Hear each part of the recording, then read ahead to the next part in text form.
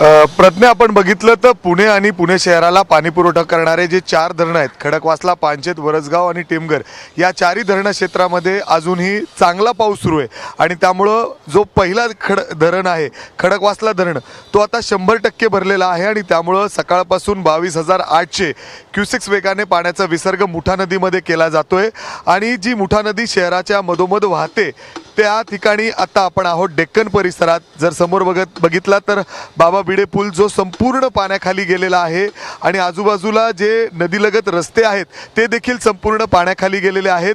पलीकडे काही दुकानं देखील दिसत असतील, ते देखील पाण्याखाली गेलेले आहेत. काही वाहनं या नदीच्या कडेला पार्क केलेले असतात, ते देखील पाण्याखाली गेलेले आहेत. समोर जर बघत असाल तर क्रेन देखील आहे, ती क्रेन देखील या पाण्याच्या प्रवाहात म्हणजे अर्थातच पाण्यामध्ये गेलेली आहे.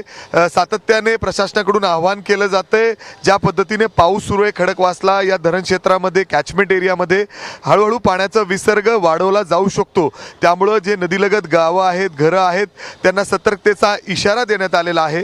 आणि आत्ता जर आपण बघितलं तर डेक्कन परिसरामध्ये नेहमीप्रमाणे पाणी या बाबा भिडे पुलाच्या वर वाहते, त्यामुळं बघ्यांची गर्दी या ठिकाणी वाढलेली आहे. आत्ता जर इथं बघितलं तर मागच्या बाजूला खूप सारे लोक इथं हे बघण्यासाठी आलेले आहेत पाणी. मात्र इथं आज जर बघितलं तर कुठलाही पोलीस अधिकारी किंवा महानगरपालिकेचे कर्मचारी दिसत नाहीत. लोक पाण्याच्या जवळ जाण्याचा प्रयत्न करतायत. जशी नाशिकमध्ये परिस्थिती आहे तशीच काहीशी परिस्थिती आज पुण्यामध्ये देखील दिसते.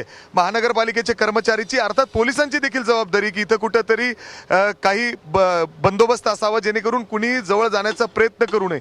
मात्र तसं काहीही होताना दिसत नाहीये. पाण्याचा प्रवाह आता हळूहळू वाढताना दिसतोय. गाड्या बघतोय आपण जे नदीच्या लगत त्या ठिकाणी पार्क होत्या ते देखील पाण्याखाली गेलेले आहेत. आणि एकता नगर या सगळ्या परिसरात काही वेळापूर्वी आपण दाखवलं ज्या पद्धतीने त्या ठिकाणी पाणी भरायला पुन्हा एकदा सुरुवात झालेली आहे आणि हळूहळू त्या ठिकाणी सध्या पालिकेचे कर्मचारी पोहोचलेले आहेत, पाहणी करतायत.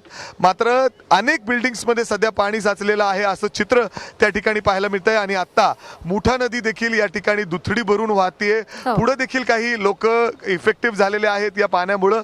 मात्र त्याचवेळी महानगरपालिकेची देखील जबाबदारी आहे, त्यांनी देखील ती योग्य पद्धतीने पार पाडायला हवी. इथं तसं काही प्रशासकीय यंत्रणांनी काळजी घेणं, खबरदारी घेणं अत्यंत गरजेचं आहे. मी की विनंती आहे, सोबत राहा.